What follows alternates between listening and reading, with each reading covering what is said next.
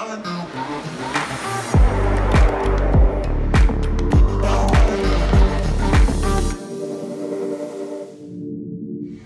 ačiū, kad žiūrite. Labai džiaugiamės, kad turime galimybę pašnekinti Artūrą Milaknį. Artūrai, sveiki. Labadiena. Ačiū už tas bombas, ar prie televizoriaus, ar arenoje. Manau, kad daugelis pakildavo nuo savo vietų, kai Artūras išveisdavo gerą trajeką Eurolygoje. Ir taip toliau. Dabar, jeigu taip, Artūrai, po filmavimo reikėtų atsistoti iš 10, kiek sumestumėt? Nežinau, sunku, bet blemba, turbūt taikyčiau savo standartus, kaip 9 turėtų būti. Ja. Stengčiausi 9, kiek būtų jau čia, nieks nesužinos turbūt. Kaip kalbinau Ramūną Šiškauską ir man įstrigo, kad, sako, karjeros metu viskas buvo tvarkoj. Po karjeros kažkaip tai jau ir tas lenda, ar riešas nesumedėjo, ar dar toks pats minkštas? Ne, čia toks galbūt tas posakis, kaip sakoma, ten...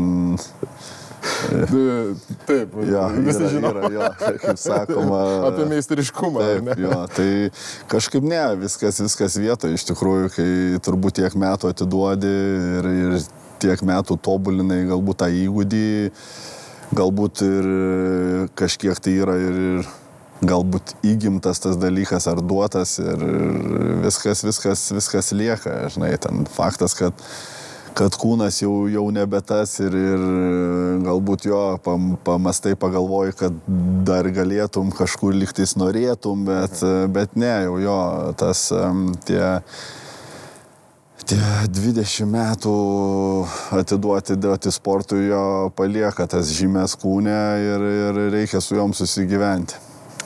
Kalbam, kai palyginus neseniai baigėte karjerą ir noriu paklausti apie tą etapą po karjeros, ar tarkim buvo labai sudėtinga, vis tiek tai yra ypatinga rutina profesionalaus krepšininko, jūsų karjera apskritai aukščiausiam lygiai, Eurolygoje žaidėte, Kauno Žalgiryje.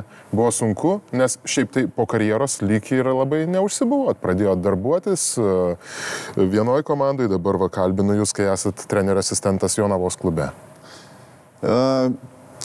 Toks gal dviprasmis buvo, toks lygtais jau buvo, sprendimas jau buvo suformuotas, jau galvoju dar žaidžiant.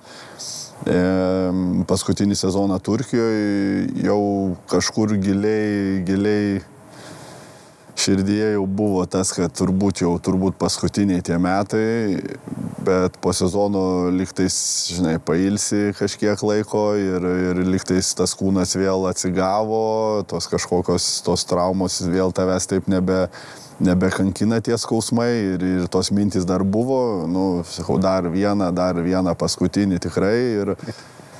Bet jau tų pasiūlymų kažkokių neatėjo, dar norėjosi kažkiek tai likti kiek įmanoma tam aukštesniam lygyje ir tų pasiūlymų neatėjo.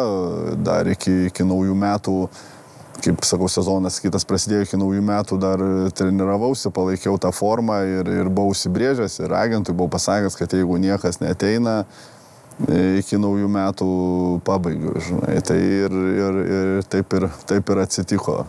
Dar kažkoks buvo išėjęs ten pasiūlymas, gal sausio mėnesį, atsimenu, graikų komanda viena pakvietė bet jau įsivertinau, nenorėjau to tokio eiti, kaip sakyt, vien dėl to, kad eiti, tai pasišnekėjau su treneriu reikėjo, kad paprašiau, ar bus laiko ten 2 savaitės įsivažiuoti, pagauti tą formą, ritmą, tai jisai pasakė, man reikia čia ir dabar žaidėjo, kuris čia galėtų duoti rezultatą, keistų ten kažkokį tą komandos veidą, tai tiesiog nenorėjau meluoti jam ir pats savo ir pasakiau tą situaciją ir tas pasiūlymas nuplaukė ir tuo ir pabaigiau.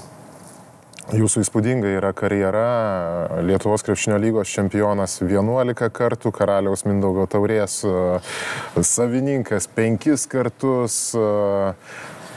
šiaip iš tų 11 žiedų yra kažkoks vienas išskirtinis, kuris būtų, ypatingas, kurį pirmoji eilėje prisimintumėte, ar kai tiek daug, jie visi brangus ir visi vienodai ir nėra to tokio vieno nes aš, tarkim, jeigu taip pažiūrėčiau, tai, nes žiūrėjau jūsų statistiką ir taip toliau, tai 18 metų sezonas atrodytų, buvo tikrai labai labai įspūdingas ir ten buvo prie Šaro ir ten buvo wow, tikrai. Kas liečiant visus tos titulus, tai, sakau, pradėdama žaisti, turbūt negalvoji, kad tiek jų turėsi. Aišku, tu nori būti ir dalyvauti toj paskutiniai stadijai, vadinkim, tuose finaluose, kautis dėl to aukščiausio apdovanojimų.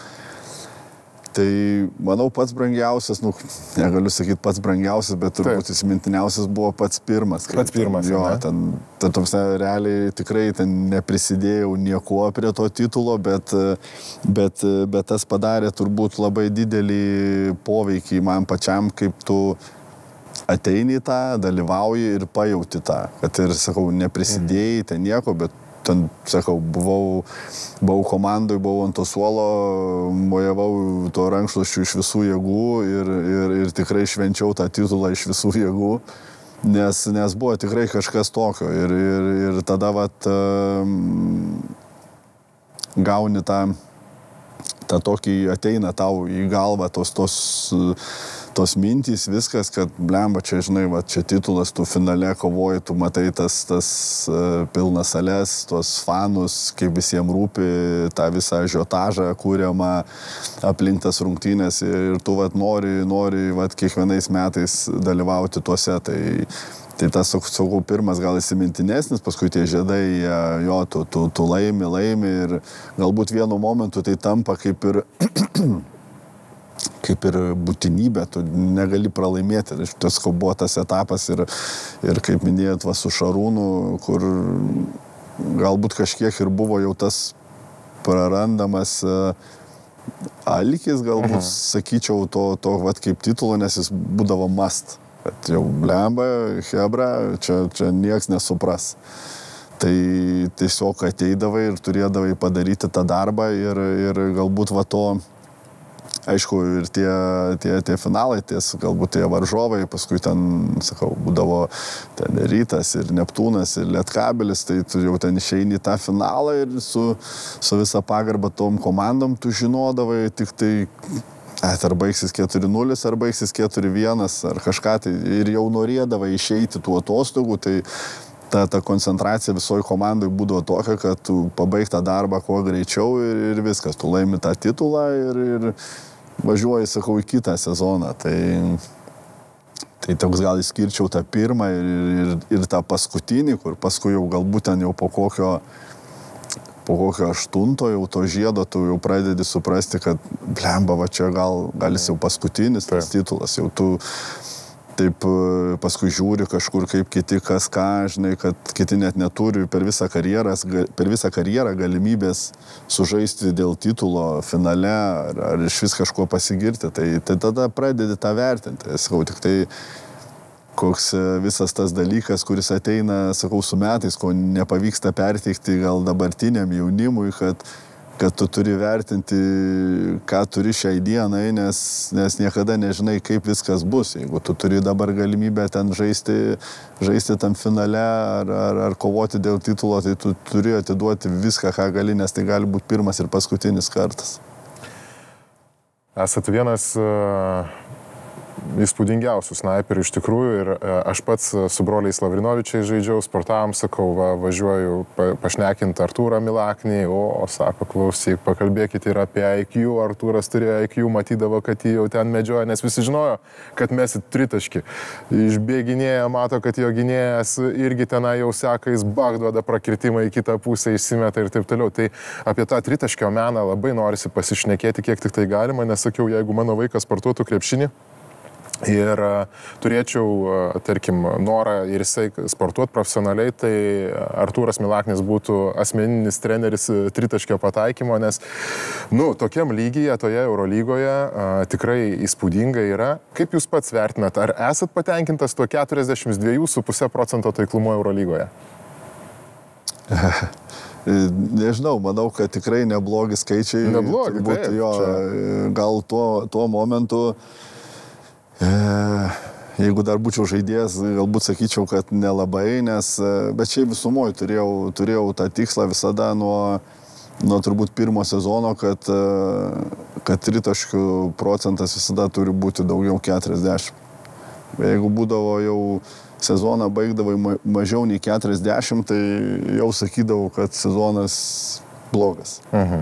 Tenais tai, jeigu neapgauna manęs mano atmintis, tai man atrodo, gal porą sezonų turėjau LKL, kurie buvo ten 38-39 ir Eurolygoje kažkas panašaus, tai va tie sezonai kažkiek gadindavo tą, nes būdavo tikslas mano tikrai, kaip metiko įsikeldavau savo, kad atitikti tą vadinkim standartą. 40 ir daugiau visada stengdavaisi, sakau, ten nesekdavau kiekvieną dieną ar ten neskaičiuodavau, žinai, tikrai nėra. Bet iš kitos pusės, kai, sakau, paklausi, dabar irgi žurnalistai ten kokie ar kažką daro interviu ir paklausia ar ten žinai savo statistiką, kiek tu ten taškų kažką ir ten sako, aš čia neseku, man ten tą. Tai taip nėra tikrai, čia aš galiu garantuoti 100% kiekvienas žaidėjas žino savo statistiką, ar jinai gera, ar jinai bloga ir čia toksai, jeigu tau rūpi, jeigu tu nori tobulėti, tu visada žinosi ją. Jeigu tu nežinai, tai reiškia, nežinau, arba tau nerūpi, arba tu ten, nežinau, vaidini, kad ten, nežinai, man nesvarbu mano statistika, man svarbu komandiniai rezultatai.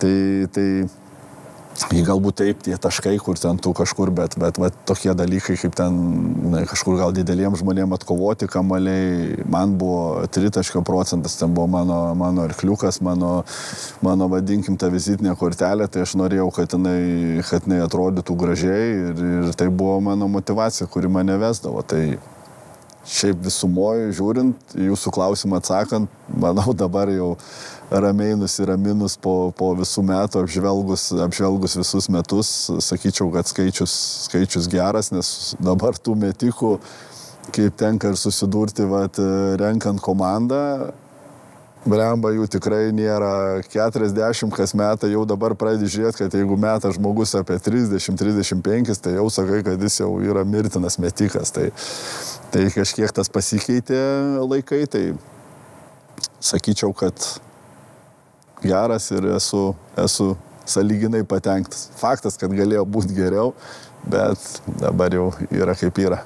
Darom mes irgi vis tiek, aš visą tą laiką sporto žiniasklaidoje ir turiu pats prisipažinti ir dabar kažkaip, kai sėdi šalia to žmogaus, tai nėra labai malonu už savo tuos tokius galbūt skaičiavimus ir taip toliau, bet skaičiuodavom Artūro Milaknio atlyginimo pagal pataikytus tritaškius ir taip toliau. Tai prie ko aš čia vedu? Prie to spaudimo didelio. Ar jūs jausdavot? Nes aš galvoju, kad snaiperių daugelis jaunimo svajoja. Tai man šitas atsakymas ne tiek svarbu ir įdomu išgirsti iš pačio, kokios mintys buvo, bet gal net ir, kad jaunimas suvoktų, kaip elgiamasi tose situacijose, kai ir žiniasklaida, ir ten Lietuva, ir žurnalistai skaičiuoja, Milas tenai pataikė tiek tritaškių, jo čia atlyginimas Eurolygoje, jis netidirba darbo ir taip toliau.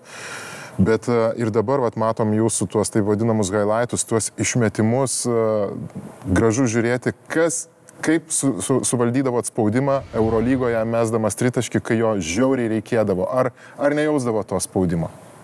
Jeigu taip, tiesą sakant, atsimenu tą periodą, atsimenu ir jūsų laidą. Labai atsiprašau. Ne, tai čia viskas yra natūralu, kiekvienas, sakau, tiek jūs dirbot savo darbą ir aš pilnai suprantu ir būdavo tų periodų, kurie tikrai buvo porą berods sezonų, kur buvo, atsimenu, labai sunki pradžia ir tiesiog nesuprastavai, dėl ko tai vykdavo, bet, sakau, jau galbūt jeigu būtų tai dar jaunesniam amžiui, tai, sakau, tu ten pradėtum galbūt įsivelti į tą savo psichologinę būseną, pradėtum per daug gal visko analizuoti.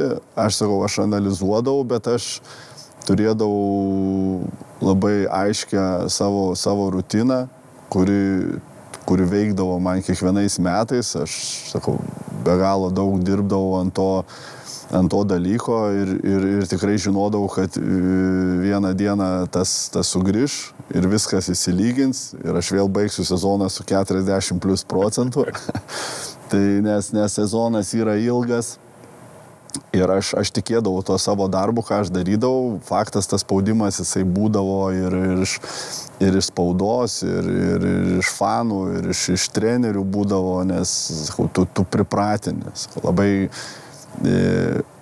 tiek fanai visi, jie labai greitai pranta prie tos, žinot, ką tu turi, viskas gerai, ten ar sezoną užbaigi gerai ir visi pripranta, Milaknis meta, kaip čia gali 5-1 pabaigti ar 5-0. Tai kaip tu gali ten gaudamas tiek pinigų neįmesti krepšį. Nu, tai sakau, pilnai suprantama, aš tą suprasdavau.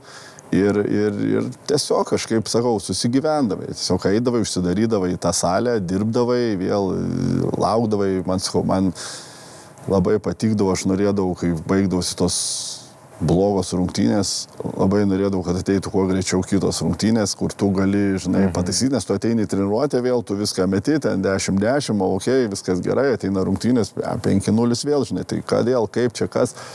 Tai labai to norėdavau, kad ateitų kitos rungtynės, kur tu galėdavai pataisyti tą oficialiai, nes treniruočių niekas nefilmuodavo ir ten ar kokį socialinį tinklą nieko nekeldavai. Tai va tų rungtynių labiausiai laukdavau, kad pramušti, atstatyti galbūt ir kažkiek tą pasitikėjimą, kad vėl pajausti, kad va, viskas grįžo. Tavo tie darbo metodai vėl duoda vaisius ir būsi toks, koks tu ir esi. Tai daugiausia taip paveikdavo viską, sakau, užsidarydavai saliai. To šurmulio, sakau, aš patikdavo, aš stebėdavau, žiūrėdavau visokias ir laidas, tų podcastų galbūt daug nebūdavo, bet kažkokios apžvalginės laidos būdavo, tu girdėdavai, pasiskaitydavai, norėdavau žinoti, man patikdavo, kas ką šneka, kas ką kalba, galbūt tie žmonės, kurie šiek tiek daugiau supranta krepšinį negu tie, kur komentatoriai, va, ko ten komentarus nustojau skaityti savo pirmam sezone Žalgirį, kur galvojau, kad kai atėjau, blemba, čia gerai, visi čia kažką rašo ir po kelių rungtynių jau jį reikia išmesti ir taip toliau, tai tada jau pabaigiau skaityti ir tu tiesiog jau nebegirdi, nebematai, nebėra pas tave mintyse to tokio negatyvo ir viskas, o paskui tik tai darbas. Per karjerą jums teko sutikti labai daug trenerių Kauno Žalgiryje, nes čia tokia pati karščiausia, turbūt ir laikiniausia vieta. Ir aš taip pasižiūrėjau tuos visus trenerius, galvoju, gal prie Markuso Brauno geriausiai buvo, kai dirbti, nes snaiperis supranta, pabraižydavo jums gal kokį derinį, nes buvo ir toks periodas, kai Markusas Braunas buvo Kauno Žalgirio vyriausias treneris. Jo, bet tas antras atėjimas į Žalgirį jau nebebuvo toks, koks jisai buvo pirmam. Aš tada irgi buvau tas jaunas, tas 12, ten 13 žaidėjas komandoje, bet tada jisai, nežinau, ar tai galima sakyti, kai jis tada buvo pačiam pike, bet buvo tikrai, tada kūrė įspūdingus epizodus ant tritaškio linijos ir nerealaus IQ žaidėjas buvo, turbūt iš jo nemažai pasiėmiau tų, kurias panaudojau situacijas vėliau, kuris galbūt nebuvo ten pats greičiausias, dar kažką, bet jis tiesiog surasdavo tos momentus, kaip atsidengti, išeiti, jo patikdavo kad jis visada išmesdavo visada vienodai. Kiekvienas jo metimas, jo kojos, jo rankos, alkūnė visada vienoda. Nebuvo, kad ten mestų, žinai, kažkaip iškrypęs į šoną, krisdamas dar kažką, jis visada išeidavo iš kiekvienos užtvaros visada vienodai metimą. Tai tą tikrai stebėdavau, tas man patikdavo ir analizuodavau ne kiek save, kad kur ten aš ten gaudavau kelias minutės LKL, o ten jo Eurolygoje tie mačai būdavo Kauno sporto halėje, kažkas tai įspūdingo.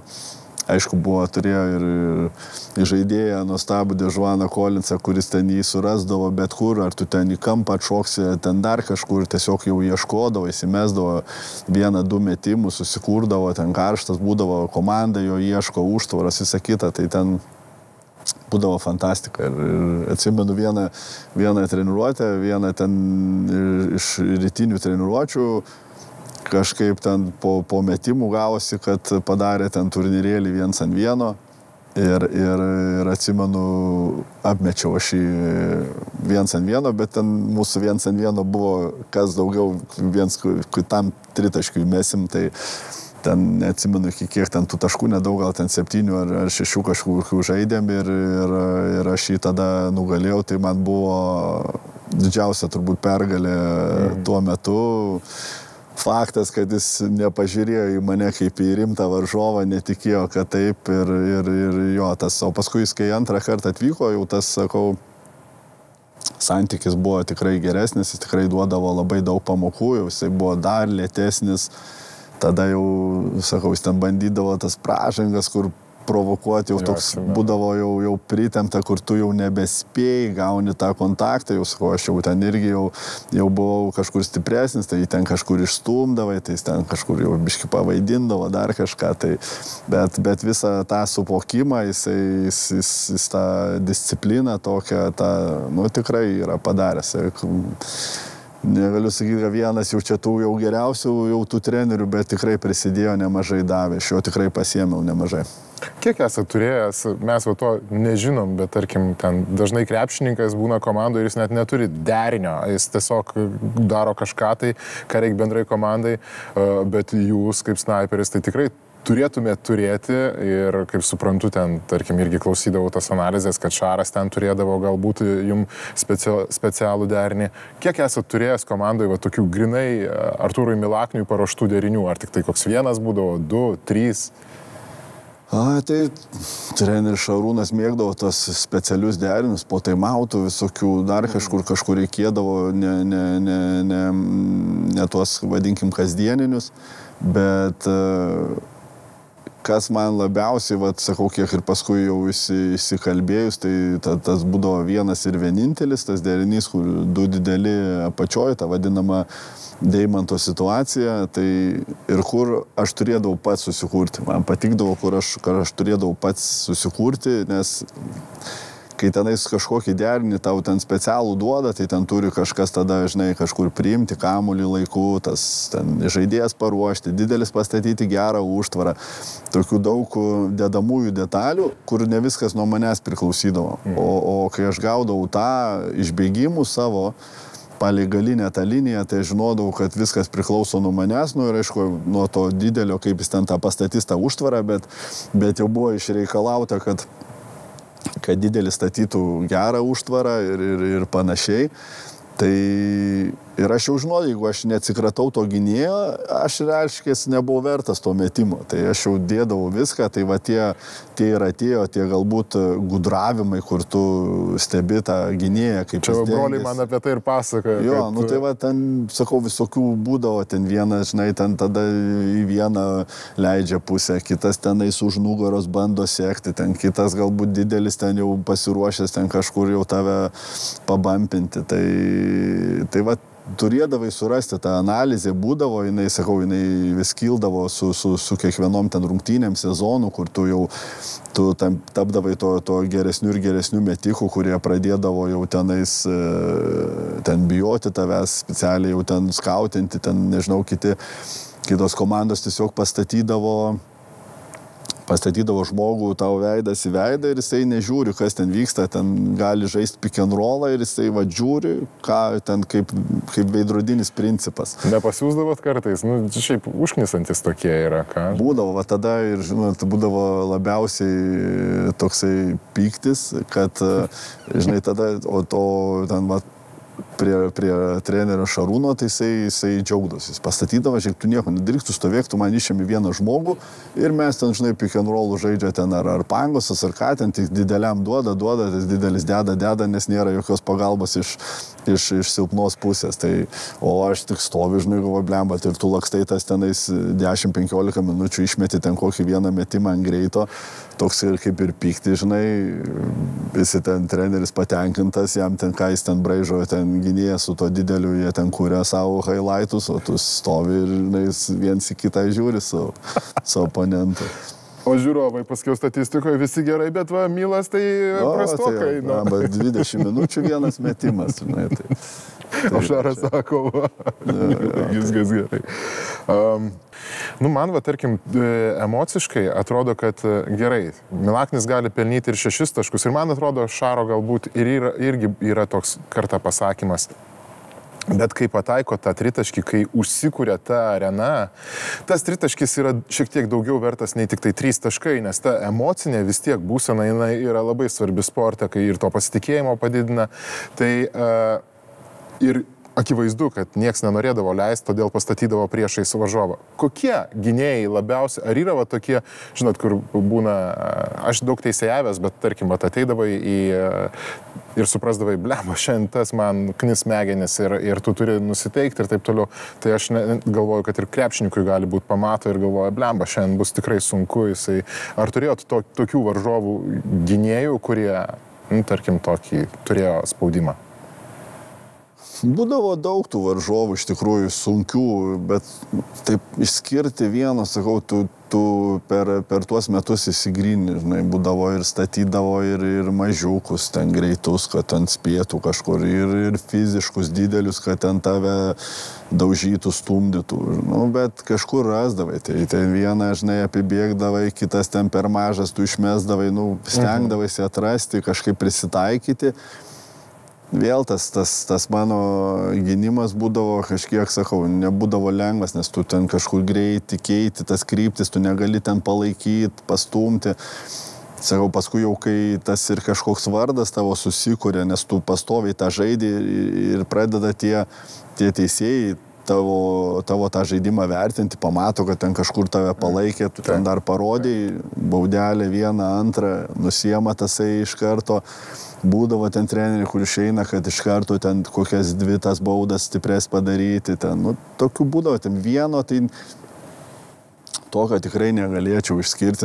Gal toks būdavo, jau nežinau, ar jis dar Zvezdoje žaisdavo Branko Lazičius, kur jau jis toksai jau blemba, jau ten tikrai gynėjas, bet jį ten statydavo ant tų lyderių, kurie daugiau ten su kamuoliu žaidžia 1-1, tai ten jį tikrai irgi mesdavo, bet vis tiek surasdavai kažkur ten tų kelių, tai tokių tikrai nebuvo jau išskirtinio, kad dabar davei klausimą ir iškart vieną pavardė, žinai. Ok, gerai.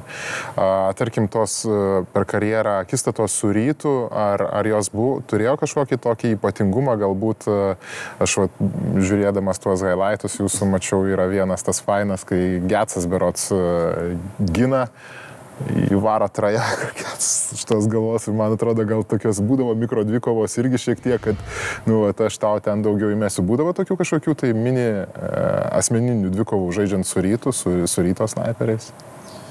Apskritai su Rytu tos kovos buvo kažkas tai wow, ypatingai tais šiek tiek tais senesniais laikais, vadinkim, tai kur tikrai tie finalai būdavo tikri finalai.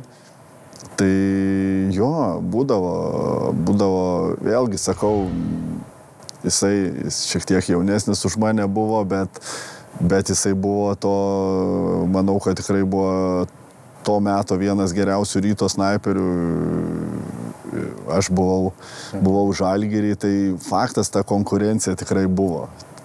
Gal ten, sakau, ne tiek, kiek ten asmeniškai ten nemėgstam vienas kito ar kažką, bet faktas, kad žiūrėdavai ten, žinai, ir norėdavai būti geresnis ar panašiai ieškodavai ten, sakau, jisai geresnių sezonų turėjo, paskui aš gal turėjau geresnių sezonų, tai toksai toks vykdavo, tikrai aš manau, ir jis pats galbūt tą irgi kažkiek jautė, manau, natūralu, kai tu esi sportininkas, tu nori tos konkurencijos, vadinkim, susikūri tą konkurenciją, nes ten, žinai, ten nebuvo mes kažkokie ten ar viens prieš vieną žaidėjai, ar ten dar kažkokie, tai mūsų tas ginklas vis tiek daugiau mažiau buvo pagrindinis tritaškiai, tai tokie, manau, buvo, nežinau, kokia jo asmeninis, koks požiūris buvo tuo, bet iš mano perspektyvos tai tikrai aš jį matydavau kaip savo tą tokį artimiausią konkurentą. Menas išmesti tritaškį. Kas Artūrai svarbiausia, tarkim, jūsų tritaškyje, nes šiaip kaip pasižiūrė, aš ten frame by frame, netgi ant tiek, man būdavo įdomu pasižiūrėti, kad tai kaip ir neprivedžiau su Markusu Braunu. Iš tikrųjų, gal net va dabar sakytum, kad tikrai yra tokios kažkokio bendro. Bet blemba tas riešiuko užbaigimas visada, toks atrodo mirtinas, kaip sako, pianistui pirštai svarbu, tai čia man atrodo gal net ir dar daugiau tas jutimas buvo svarbus. Jūsų, va, tas pats, jeigu taip suktum frame by frame tą tritaškį, kas jūsų technikoje metime galvoja svarbiausia? Iš pradžių tai tu nieko negalvoji. Tiesiog tu galvoji, metimas, tritaškis, meti ir viskas. Bet paskui, sakau, su amžium pratingieji, analizuoji, tobulini. Tai viskas, manau, sueidavo į tą vėlgi, kaip ir sakau, prieš tai minėjau, kur Markuso Brauno stengdausi, kad viskas būtų vienodai. Kojos, rankos, kad tas išėjimas visada susistatyti kojas, nes iš prieš išmesdamas, jau paleisdamas kamuolį, aš jau žinodavau, ar jis įkris ar ne. Dėl kojų? Dėl susistatymų? Jo, tu pajausdavai, ar kažkur gal ranka, ar ten jau koja kažkaip netaip susistatė. Tu išėjai ir tiesiog jau tu žinodavai, kad kamuolys neįkris arba kamuolys įkristi. Ten eini, išeini, jau ten gerų greičių išėjai, kojos susistatė, ranka susistatė, išmetė viskas. Ten neturi to laiko, kada galvoti, faktas ir psichologinis aspektas irgi veikia, kad tu turi tą fokusą, tą pasitikėjimą turi turėti, kad visada turi mesti su tokiu mentalitetu, kad tu eini mesti, ieškai to metimo,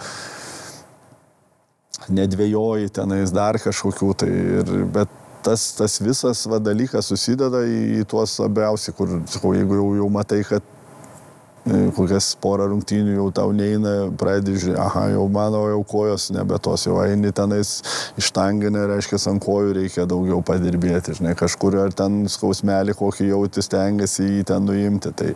Tai tas visa ta rutina, sakau, tokia būdavo, jinai labai didelė, čia, jeigu čia pradėčiau pasakot, labai mes čia ilgai užtruktume, bet viskas apeina, tu vis tiek jauti savo kūną, tai sakau, tos kojos ant kojų, ta visada jėga turėdavo būti vienoda, ta nustatyta, ar nei mažiau, nei daugiau, nei perkrauta, nes tada jau kažkur vėl netaip gaunas. Vėl paskui ir nusiteikimo klausimas, kur kažkur ten po kokios Eurolygos pergalės ten į kokį jau LKL sugrįžti, kažkur ten su kažkokiu varžovu, gal čia kaip nors, ten, žinai, jau tu taip atsainiau pažiūri, jau kamuolys nebeįkrenta, žinai, tai tada analizuoji ir supranti, kad, žiūrėk, nesusikaupė ir viskas, tada, tie tokių daug kintamųjų tų dalykų, kurie labai įtakoja ir per laiką tu išsigrynini, kas labiausiai veikia. Ir svarbiausia ta analizė. Visada, darydavau tą analizę, kiekvieną vakarą, ypatingai Eurolygos, tai visada persižiūrėdavai tas rungtynės ir žiūrėdavai tiek geras, tiek blogas, kas būdavo galvoj, kaip jausdavaisi. Ir taip analizuodavai tą metimą, bandydavai tobulinti tą metimą, paskui ir į treniruotės keldavai tas sukurti žaidybinės situacijas. Jau senai nemėtydavau tų, kur atsistoju prie tritaškio ir tokius veteraninius, kur ten, žinai, be jokio judesio, tai jų aš jau nemėtydavau labai seniai, viskas būdavo geriau trumpiau, bet viskas būdavo aktyviai, viskas iš tų žaidybinių situacijų, kur išbėgi greičių, susistatai kojas, vienodai išmeti ir taip toliau. Viena įsimintiniausių karjeros akimirkų, tai kai Stambule pataiko tritaškį laimi tas rungtynės praktiškai, Milas laimi, bet Šaras išsprogdinės akis rėkia ir duoda, liaudiškai tariant, pizdako ir sutrykęs truputėlį esi, kaip pats tą momentą prisimenat, kaip vertinat. Čia vėl daugam labai jisai juokingas, visi tikrai prisimena, dažnai jį primena man. Labai gerai kameras pagavo tą viską. Jo, čia jis... Šarūnas pasisakė apie tą momentą nesenai vienai žiniasklaidos priemoniai. Tai buvo keista ta situacija, sakau, nežinau, tiesiog pamečiau, pats, aš sakau, asmeniškai pamečiau rungtynės, nežinau kodėl, kur, kaip pažiūrėjau, ar kaip man atrodė, kad mes esam -2. Nežinau, kaip, kur tie skaičiai, va ta koncentracijos, tas pametimas ir ten perėmė tą kamuolį ir ten varosi ir man nieko nebuvo, kaip aš tik tai sprintuoju kampą, gaunu metu, laikas kažkur eina, bam, mečiau. Toksai tas entuzijazmas, žinai, uždariau čia +1, pažiūriu, +4. Dar geriau, žinai, bet jau ten jau matau ant suolo, jau, žinai, eina visokie gestai ir sprūsta tie žodžiai. Ten, man atrodo, vienas tik tai pangosas, žinai, sumušėm krūtinėm, žinai, džiaugiamės ant to suolo, žinai, ten kažkoks chaosas. Žinai, paskui iš tos visos situacijos, aišku, pasijokė ir po šiai dienai dar Šarūnas nepadėkojo, kad savo mokytoją nukalė išvekoj visiškai lengvai, kur tau nieko nebereikėjo jau daryti su +4, tik tai nesubauduot kokio trajako, žinai, tai jo, sakau, bet viskas gerai, kas gerai baigėsi, vėlgi jo iš kažkiek iš jo perspektyvos žiūrint, jeigu tu būtum prametęs tą tritaškį, turbūt, kad būtum pralaimėjęs tas rungtynės, nes taip dažniausiai viskas susideda, kur kažkoksai blogas sprendimas, tada karma iš karto pergražina tenais. Tai šitas dalykas galėjo atsitikti, bet, sakau, atsitiko kaip atsitiko, sakau. Kiek ir esu patenkintas ir nesididžiuoju galbūt labai tuo, bet, sakau, susidėjo tokie dalykai ir tai lėmė pergalę. Kai toks metikas meta, tai čia, aš sakau, turėčiau tokį metiką komandai, tai tikrai nepykčiau.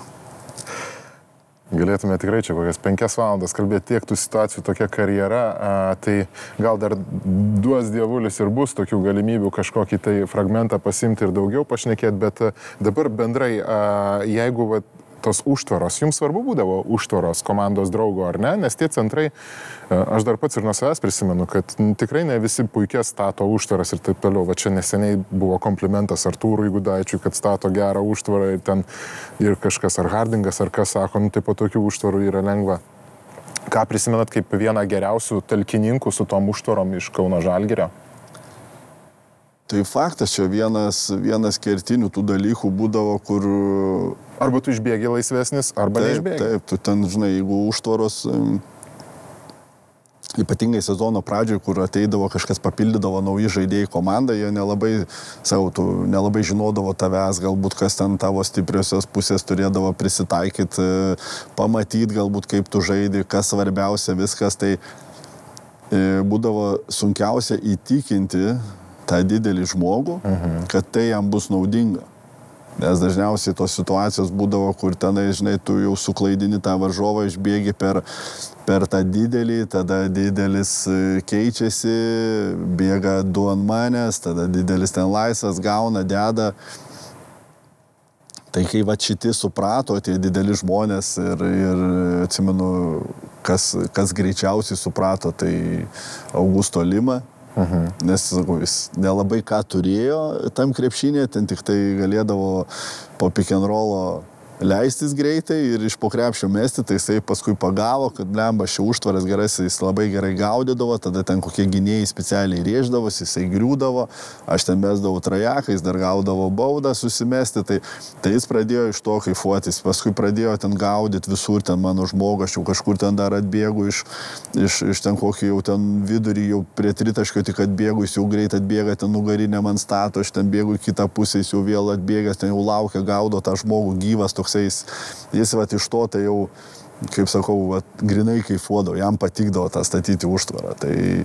Tai paskui vat, ir Brendonas irgi tą darė, labai ten greitai pamatydavo, kad ten užtvaros dažniausiai išeina iš po kokių ar handoff situacijų, tada du žmonės šoka, ten numetu, jie ten savo deda laimingi iš to į tą krepšį ir visi laimingi, kur nereikia ten kažkur eiti, žinai, statiškai metinėti tam dideliam, ten jisai nugarą daužosi, o čia bam vienas pasas ir tu meti.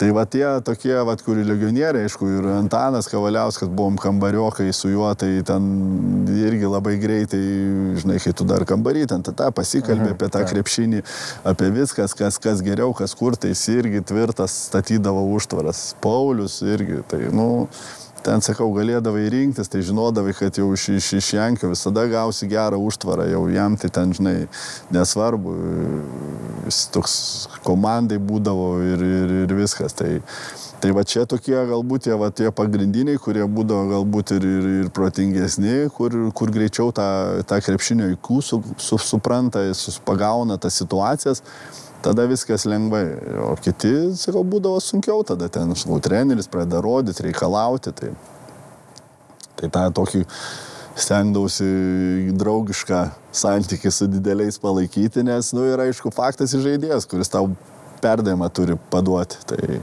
čia va tokie kertiniai, bet, jau žaidėjas, tai jau ar taip, jis ten kažkur tai paduos, bet va ta esminė, ar tu būsi laisvas ar ne, tai būdavo dideli, tai va.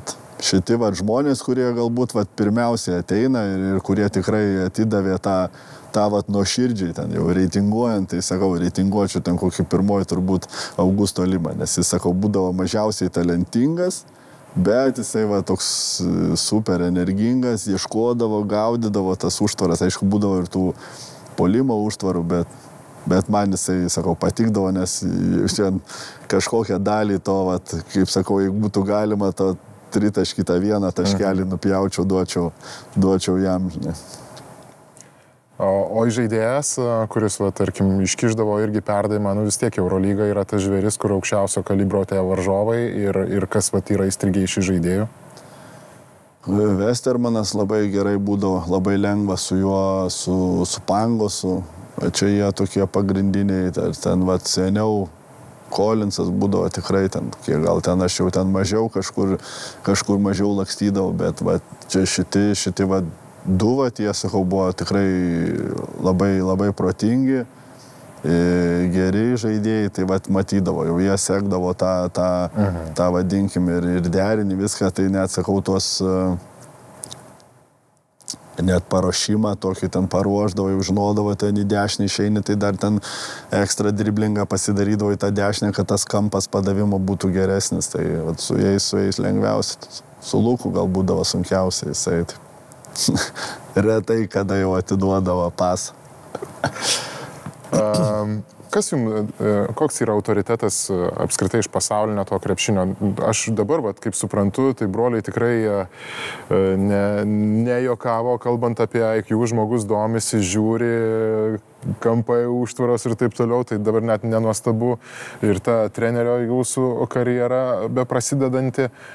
Tai jeigu taip viskas žiūrėjot, kas žavėjo iš tų tritaškių metikų, nežinau, čia Curry visi labai, irgi apie jo metimo techniką, neseniai mačiau, tą jisai pasakojo, sėdėjo su Nešu ir su Lebronu ir irgi taip nuoširdžiai, tiesiog atvirai apie tą, kad su tėvu šnekėjo, kad reikia truputėlį greitinti tą metimą ir tie mikro jį tokį ir padarė. Rekomenduoju pasižiūrėti, čia neseniai išėjo tas video jų trijulės, tai jums pačiam kas darydavo, tarkim, tokį efektą? Stebėdavai turbūt tos pačius pirmus, tą tokį meilę tritaškių galbūt įskiepijo, tai tie senieji NBA mohikanai, Reggie Milleris, Ray Allen, čia tie daugiau, Karis jau čia šitos, jau man jau nueinant, jisai toksai tapo faktas, kad žavėjausi ir juo, bet tiesiog, žinai, ta meilė vis tiek būna su kuo tu užaugi, kas tau yra, žinai, kur dabar... O Millerio nebuvo keistas kamulio laikymas, nu jis toks kažkoks tai labai įdomiai laikydavo tą... Jo, bet tas visas jo užbaigimas irgi būdavo gražus, jis irgi viską taip gerai, gražiai darydavo, sakau, tai man būdavo, sakau, labai įdomu ten tais, sakau, laikais. Dabar tai tu gali čia užsikrauti ir dabar pasižiūrėti Reggie Millerio turbūt highlightus, ko anksčiau, žinai, ten 4 valandą ryto atsikeldavai, 2 aukšte kažkur pagaudavai tą televiziją, kur parodydavo NBA finalus, pažiūrėdavai ir čia būdavo viskas, ką tu turėdavai. Ir eidavai, pamiegodavai 4 valandų ir iš karto atsikėlęs eidavai į lauką ir tą patį darydavai, žinai, tai va šiti... O vat šitoj karjeros jau etape, tai J.C. Carrollas, iš tikrųjų, jis ir kiek va teko ir prieš jį rungtyniauti. Madrido Realas, ar ne? Jo, tai jis jau prieš tai dar ir Ispanijoje, nežinau, Tenerifei, bijau suklysti, kur žaidė, tai jau matėsi, kad va toks neįlinis, bet jo irgi visi tas visas vienodas išmetimas, išbėgimai, greičiai, tai va irgi mane žavėjo ir tikrai sekdavau, žiūrėdavau rungtynės, ką galėdavau pasiimti, panaudoti ir pats savo. Tai va turbūt šitie va žmonės. Įspūdinga karjera klubinė, daug aukščiausio rango kovų, daugybė titulų, bet, sakytum, visiškas disbalansas su žaidimu rinktinėje. Ar tai galbūt yra kažkas, nes aš taip žiūrėčiau, tai sakyčiau, va, žmogus turi ir meilę fanų, ir titulų daugybę, nu, nėra, viskas ir procentas virš 40 Eurolygoje, bet va, rinktinėje galbūt viduje galėtų būti šiokios tokios nuoskaudos, kad gal pažais daugiau. Man apskritai, nežinau, ar Wikipedija teisingai rodo, 3 metai tik tai rinktinėje, ačiū Dievui, yra medalis Europos čempionato sidabras 2015 su Jonu Kazlausku. Va, taip, žiūrint į tą karjerą rinktinėje, neliko nuoskaudų, kad gal per mažai buvo praleista ten? Ne, žinokit, tikrai nuoskaudų tai tikrai nėra, nes savikritiškai vertinau, nebuvau tikrai vertas rinktinės. Tiek jaunimo nei vienoj nesu buvęs rinktiniai, nes niekuo kažko neįsiskyriau. Tas mano pikas visas, vadinkim, tai vat ir atėjo 27-28, kur jau kažkaip jau tą krepšinį pradėjau tokį jau turbūt įdomesnį ir rinktiniai, vadinkim, tiem treneriams.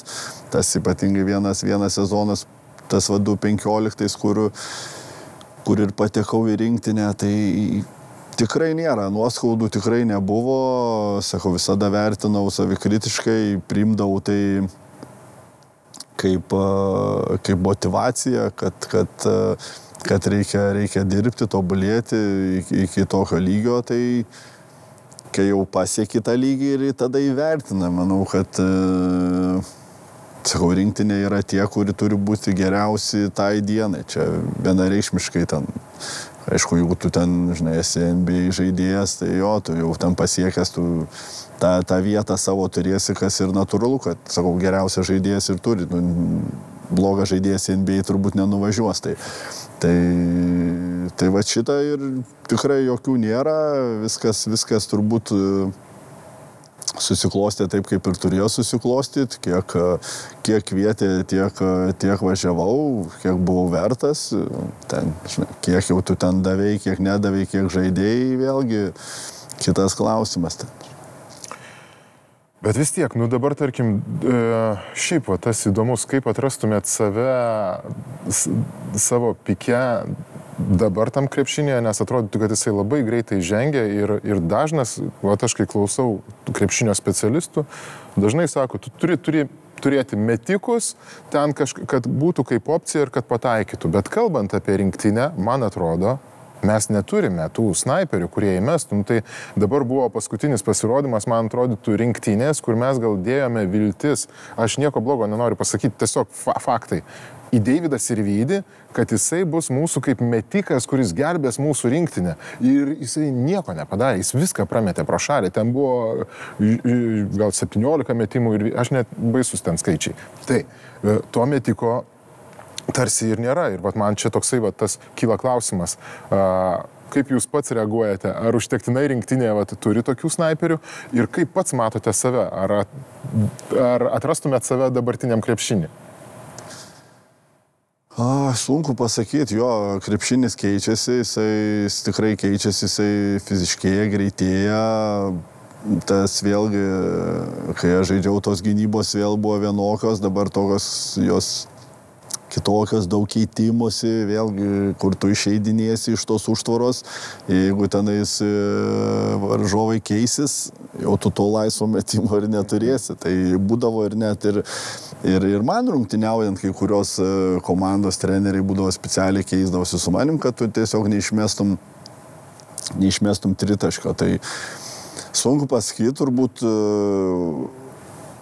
prisitaikytum. Manau, kad kaip ir dabar žaidėjai prisitaiko, tai ir aš turbūt kažkur ieškočiau ir bandyčiau rasti tą nišą, kur tu gali būti naudingas. Aš manau, kad vėlgi tas, kur tu gali pataikyti, vėlgi grįžtam turbūt į pradžią interviu, kuriuo apie tos procentus kalbėjom, kad sakau, tų metikų nėra tiek daug, tu ten, žinai, 40 viršaus, tai dabar jau tu pradedi vertinti, sakau, tos 30-35 jau yra geras, nes galbūt kažkur jo tas žaidimas daugiau, tie metimai ateina jau kažkur po driblingo, viens ant vieno, ten kažkokie atšokus, dar kažkas.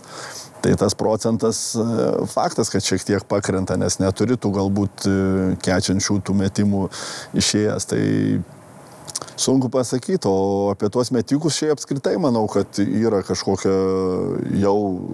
formuojasi, manau, problema pačiam Lietuvos krepšinyje, nes jau tikrai ne vieni metai, kaip neturim tų tikrų, tokių jau puikių, vadinkim, užtikrintų metikų. Sakytų, man dabar į galvą ateina Grigonis, ar ne, bet jam nepasisekė, jis ten žiauriai susitraumavo, bet vos tik tai Grigonis ateidavo į rinktinę, mes visi suprasdavom, kad bus tų metimų, bus pataikys, nepataikys, vis tiek pramuš ir taip toliau. Dabar aš net nežinau, man Rokas Giedraitis atrodo, superinis, aš arčiau esu matęs, atrodo, užtaiso irgi, ten gali tau išdešti. Kaip tik tai ta rinktinė, taip nieks nepataiko. Atrodytų, dabar gyvenam tritaškių eroje, tai dėl to ir sakau, aš žiūriu į Milaknį ir galvoju, ten 3 metai tik tai rinktinėje blemba, kad pas mus ar čia būdavo tų snaiperių, tai kaip tą taisyti, ar čia nuo vaikystės turim žiūrėti, nuo tų mokyklų, kad ta problema nenuvarytų mūsų dar žemiau? Tai faktas, aš jau manau, kad to sakau, kažkiek, vėlgi visi sako, kad, žinai, turime šiek keistis tenais, turi žaidėjai ir vaikai tenais išmok žaisti viens prieš vieną, tenais driblingai, metimai po driblingo, taip toliau, kad apžaisti tą viens ant vieno, nes kur čia būdavo tiek ir rinktinėse, ir jaunimo rinktinėse, mes ten neturim tų individualiai stiprių žaidėjų ir mes susidurėm su problemom. Bet apskritai pažiūrėjus, paanalizavus, tai tu, sakau, gali matyti, kad mes tiesiog negalime pataikyti į krepšį, kur vis dėlto vis tiek ta esmė yra krepšinio įmesti galutiniam variantį į krepšį. Kaip tu tai padarysi, ar tu tenais po viens prieš vieno, ar po užtvaros, ar tu ten, nežinau, iš kažkur tu mesi, bet vis tiek reikia įmesti į krepšį. Tai manau, kad ta sistema tikrai neveikia taip, kaip, manau, galbūt veikdavo senesniais laikais, kur būdavo galbūt tos senesnės kartos treneriai, kurie tikrai skirdavo, kurie turėdavo patys, vadinkim, tą metimo techniką ir mokindavo tos vaikus. Dabar galbūt, žinai, ten daug tų sporto mokyklų visko ir tie treneriai, kurie ateina, tikrai nieko neturiu prieš ten, kur studentai, jie viskas okei, čia reikia, sakau, esu susidūręs irgi vaikus treniravęs stovyklose ir tikrai per trumpą laiką supratau, koks tai yra sunkus darbas dirbti su vaikais. nes ten turi būti viskas viename. Tai aš tikrai vertinu jų darbą, tiesiog konstatuoju galbūt tą faktą, kad pats kaip treneris jisai to metimo, galbūt, nežinau, tos visos... Ekstra to, kur reikia eiti dar pavyzdį, ekstra toliau. Tą tokį tikrą pavyzdį, kur ir tie patys, sakau, kur krepšiai ir susiduriu, kur galbūt žemesnių krepšių, kur nuo tų mažens, tu visada nori, ateina vaikas, jisai dameta iki to krepšio, bet ar jisai mes tenais vidutinį metimą, ne, tu mesi tritaškį. Kaip jau tu be mesi, ten stumsi iš klyno ar iš kur tu mesi, bet tu mesi tą tritaškį. Ir tas formuoja tokį blogą, aš galvoju, tą įprotį, tada tas metimas susiformuoja, tada kai jau tu tampi stipresnis, tu gali jau damesti iš to tritaškio, jau kažkur jau rungtynėse mesti, bet jau tas suformuotas metimas jau jis būna toks, ne toks turbūt,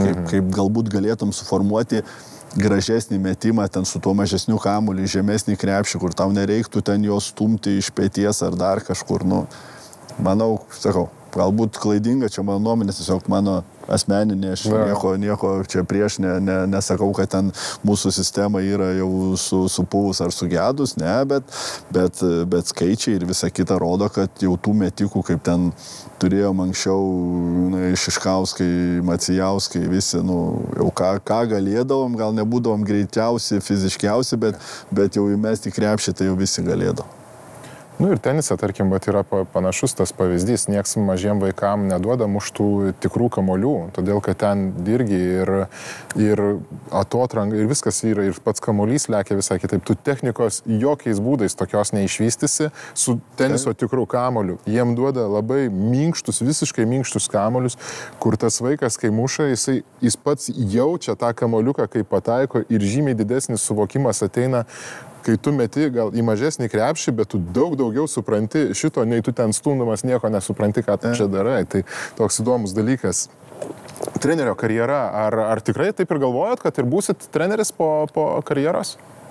Jo, kažkaip tikrai jau buvo tų minčių ir jau žaidžiant, tikrai tu jau, sakau, kaip pradedi visada žiūri savo rungtynės, pasižiūri, daug kitas, stebėdavai visas Eurolygos rungtynės, Europos čempionatai, apskritai daug krepšinio žiūri ir tu pradedi tą krepšinį matyti kitaip, tu nežiūri kaip kažkokios komandos fanas, kad ten, davai, įmeskit ar apsiginkit, tu tiesiog pradedi žiūrėti, analizuoti, daug pamatai įdomių dalykų, nes visi skirtingi treneriai, vieni taip, kiti taip, ir toksai paskui tom vasarom ten užkūrėm stovyklas visokias ten vaikam, taip toliau, ir tu ateini, kažką prikombinuoji, padarai, gauni tą tokį gerą, pozityvų feedbacką iš tų vaikų, žinai, ir toksai geras jausmas, toksai užplūsta ir paskui kažkaip, sakau, natūraliai toks tikrai atėjo noras, žinai, eiti treniruoti, kažką bandyti sukurti savo, kas tu irgi galvoji, žiūri, pavyzdžiui, ir ten nusirašinėjai, kad aš galbūt norėčiau čia taip ir taip žaisti, ir įdomu, kaip čia gautųsi, žinai, tai tas toks gyvas procesas, kažkur nebe aikštelė, o šalia aikštelės, tai tikrai buvo, jau pradėjo formuotis tikrai, dar tikrai žaidžiant, tikrai ne paskutinį sezoną. Toks įdomus duetas jūsų Jonavos komandoje su Stepu Babrausku, tarsi irgi tos ankstyvosios priešpriešos su Rytu, kur Stepo charakteris visi žinom. Talento jis neturėjo gal tiek daug, bet charakterį turėjo labai aršų kovotojo. Tai ką norėtumėt čionais kartu pastatyti, nes suprantu, kad vienas kitam esat tikrai svarbus, dėl to, kad Stepas su visa pagarba kaip vyriausias treneris irgi dar nieko nėra įrodęs, kaip asistentas jau yra pasiekęs, praėjusį sezoną galbūt tų pergalių ir taip toliau. Tai ką norėtumėt pastatyti, kokią norėtumėt turėti komandą? Jo, tas mūsų duetas toks galbūt jo daugeliui keistas, netikėtas, bet sakau, niekada nebuvom mes ten kažkokie tai super priešai, aišku, kovojom skirtingose barikadų pusėse, būdavo yra ir jisai laimėjęs, ir aš esu laimėjęs prieš jį, tai sakau, bet tos tokios kažkokios tos priešpriešos nebuvo išaugusios, nebuvom kažkokie ir draugai, tiesiog buvom oponentai, manau, kad gerbėm vienas kitą, žinai, ir taip gavosi. Tai jisai kai pakvietė, mes pasikalbėjom, turėjom vieną pokalbį, labai greitai, sakau, viskas įsigrynino, nes tiek jis žaidė tam aukštam lygiai, matęs to aukšto lygio, mes, sakau, vienodam laikotarpį rungtyniavom, mūsų tos vertybės visos ir požiūris į krepšinį, į treniruočių procesą, į savęs ugdymą tikrai greitai sutapo, išsigryninom ir tas darbas, sakau, jis tikrai irgi jo, tai faktas neturi tos didžiulės patirties, galbūt kaip vyriausias treneris, bet jau, sakau, irgi parinkęs, jau tikrai ne vienus metus ir kaip asistentas yra dirbęs, tai jis tikrai tos turi ir šiaip kaip buvęs krepšininkas, jis tikrai supranta tą krepšinį ir žino, ką jis nori ir kaip nori padaryti. O tas komandos veidas, tai, sakau, pirmiausia, tai kas norisi padaryti, kad būtų ta energija, kova, nes, manau, šitie yra svarbiausi dalykai, kur čia yra tikrai daug ir jaunimo, kurie dar, kai kurie žengia pirmus žingsnius tam vyrų krepšinyje, kiti jau ir turi patirties, kiti iš Amerikos atvažiavę irgi po studijų tenais, tai norisi tą visą lydinį, tą komandą tokią padaryti, kovinga, energinga.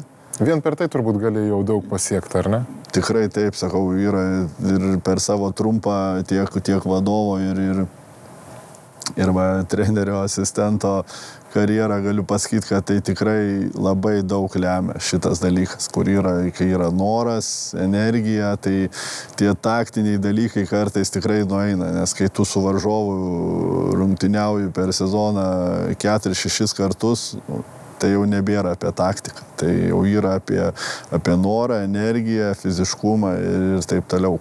Kiek tu nori atiduoti savęs, tobulėti, augti, galbūt, ir tas, sakau, čia ta komanda tikrai neturi būti siekiamybė žaidėjai, tu turi ateiti čia atiduoti 100% ir kilti aukščiau, žinai, kad panaudotų šitą komandą kaip trampliną. Labai geras pavyzdys praeitais metais, kaip surinkta komanda, kuri nuostabiai žaidė, kovojo, dalyvavo mažajame finale ir po sezono visi išvažiavo, pasirašė gerus kontraktus su gerais klubais ir dabar patenkinti gyvena. Tai čia kažką tokio tikrai norisi sulipdyti, norisi perduoti tą žinutę tiem žaidėjim, prisibelsti jų tas galveles ir pakeisti tą mentalitetą.